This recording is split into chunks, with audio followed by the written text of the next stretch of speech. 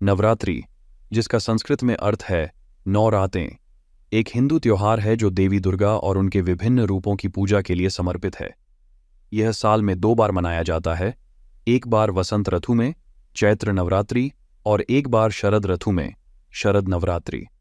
यह त्योहार 9 रातों और 10 दिनों तक चलता है, जिसके दौरान भक्त उपवास करते हैं, प्रार्थना करते हैं और विभिन्न सांस्कृतिक और धार्मिक गतिविधियों में भाग लेते हैं। नवरात्रि मनाए जाने के कई कारण हैं। देवी दुर्गा की पूजा।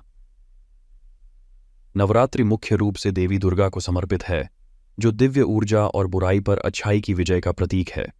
हिंदू पौराणिक कथाओं के अनुसार दुर्गा ने इन 9 रातों के दौरान राक्षस राजा महिषासुर से युद्ध किया और उसे हराया। उनकी जीत को धार्मिकता की जीत और नकारात्मकता पर विजय के रूप में मनाया जाता है। देवी दुर्गा के विभिन्न रूप। नवरात्रि की प्रत्येक रात देवी दुर्गा के एक अलग रूप को समर्पित है, जिन्हें उनके 9 अवतारों के रूप में जाना जाता है। त्योहार के दौरान इन अवतारों की भक्ति और श्रद्धा के साथ पूजा की जाती है। आध्यात्मिक महत्व। नवरात्रि को आत्मचिंतन, आत्मशुद्धि और परमात्मा का आशीर्वाद प्राप्त करने के लिए आध्यात्मिक रूप से महत्वपूर्ण समय माना जाता है। भक्त अपने मन और शरीर को शुद्ध करने के लिए प्रार्थना, ध्यान और उपवास में संलग्न होते हैं। सांस्कृतिक महत्व। नवरात्रि सिर्फ एक धार्मिक त्योहार नहीं है, यह भारत के विभिन्न क्षेत्रों में सांस्कृतिक महत्व भी रखता है। नवरात्रि के दौरान गरबा और डांडिया रास जैसे पारंपरिक नृत्य रूपों का प्रदर्शन किया जाता है, जो समुदायों को खुशी के उत्सव में एक साथ लाते हैं। फसल उत्सव। भारत के कुछ हिस्सों में नवरात्रि को फसल उत्सव के रूप में मनाया जाता है। किसान कृषि प्रचुरता के लिए देवी के प्रति आभार व्यक्त करते हैं और आने वाले मौसम में अच्छी फसल के लिए प्रार्थना करते हैं। सृजन, संरक्षण और विनाश का प्रतीकवाद। नवरात्रि ब्रह्मांड में सृजन, संरक्षण और विनाश के चक्र का प्रतीक है। पहली 3 रातें सृजन, सरस्वती के रूप में दुर्गा की ऊर्जा का प्रतिनिधित्व करती है। अगली 3 रातें संरक्षण, लक्ष्मी के रूप में उनकी ऊर्जा का प्रतिनिधित्व करती है और अंतिम 3 रातें विनाश, काली के रूप में उनकी ऊर्जा का प्रतिनिधित्व करती हैं। संक्षेप में, नवरात्रि देवी दुर्गा का सम्मान करने, उनका आशीर्वाद लेने, बुराई पर अच्छाई की जीत का जश्न मनाने और आध्यात्मिक और सांस्कृतिक गतिविधियों में शामिल होने के लिए मनाई जाती है, जो लोगों के बीच समुदाय और भक्ति की भावना को बढ़ावा देती है। मैं आपको एक छोटी सी कहानी सुनाता हूँ। एक समय की बात है, पहाड़ियों और हरे भरे जंगलों के बीच बसे एक छोटे से गांव में माया नाम की एक धर्मपरायण महिला रहती थी। माया परमात्मा में अपनी अटूट आस्था के लिए दूर दूर तक जानी जाती थी। हर साल नवरात्रि की 9 शुभ रातों के दौरान वह अपने गांव और उसके लोगों के लिए आशीर्वाद मांगते हुए उपवास और प्रार्थना करती थी। ऐसे ही एक नवरात्रि के दौरान गांव में भयानक सूखा पड़ गया। फसलें सूख गईं और नदियां सूख गईं।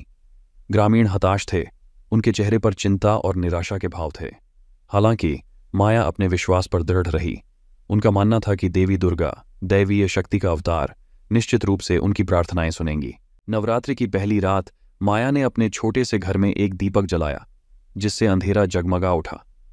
प्रार्थना में हाथ जोड़कर उसने देवी की कृपा पाने के लिए भजन गाए। माया की भक्ति से प्रभावित होकर देवी दुर्गा ने उसके विश्वास की परीक्षा लेने का फैसला किया। एक कमजोर बूढ़ी औरत का वेश धारण करके दुर्गा नवरात्रि की दूसरी रात माया के दरवाजे पर पहुंची। पानी मांगते समय उसकी आवाज धीमी थी। माया बिना कुछ सोचे समझे एक गिलास पानी लेने के लिए दौड़ पड़ी। बुढ़िया ने मुस्कुराते हुए इसे पी लिया। उसकी आंखें रहस्यमयी रोशनी से चमक उठीं। तीसरी रात देवी फिर से प्रकट हुईं, इस बार एक भूखे बच्चे के रूप में। माया ने अपनी भूख के बावजूद बच्चे के साथ दया और प्रेम का व्यवहार करते हुए अपना अल्प भोजन उसके साथ साझा किया। यह क्रम अगली कुछ रातों तक जारी रहा। हर रात दुर्गा ने अलग अलग रूपों में माया का परीक्षण किया, एक भिखारी के रूप में, एक खोए हुए यात्री के रूप में और यहां तक कि एक घायल जानवर के रूप में भी। माया ने अपार करुणा और निस्वार्थता का परिचय देते हुए हर परीक्षा अच्छे अंकों से उत्तीर्ण की। 8वीं रात को दुर्गा ने माया को अपना असली रूप प्रकट किया, जो दिव्य चमक और शक्ति से घिरा हुआ था। उसने माया के अटूट विश्वास और करुणा की प्रशंसा की और गांव में पड़े सूखे को खत्म करने की कसम खाई। उसके हाथ के एक झटके से आसमान खुल गया और बारिश होने लगी, जिससे बंजर भूमि फिर से जीवंत हो गई। गांव वाले खुश हो गए। उनके चेहरे पर बेहद आश्चर्य और कृतज्ञता झलक रही थी। उन्होंने माया को एक नायक, विश्वास और दयालुता का एक जीवंत उदाहरण बताया। हालांकि माया विनम्र बनी रही और उसने इस चमत्कार का श्रेय देवी दुर्गा की दिव्य कृपा को दिया। उस दिन के बाद से गांव समृद्ध हुआ, खेतों में भरपूर फसलें पैदा हुईं और नदियां शुद्ध पानी से बहती थीं। नवरात्रि के दौरान माया की अटूट आस्था की कहानी एक किंवदंती बन गई जो आने वाली पीढ़ियों को प्रेरित करती है, और इसलिए नवरात्रि का त्योहार गांव और उसके बाहर भी मनाया जाता रहा, न केवल उपवास और प्रार्थना के समय के रूप में, बल्कि विश्वास, करुणा और भक्ति की परिवर्तनकारी शक्ति की याद के रूप में भी।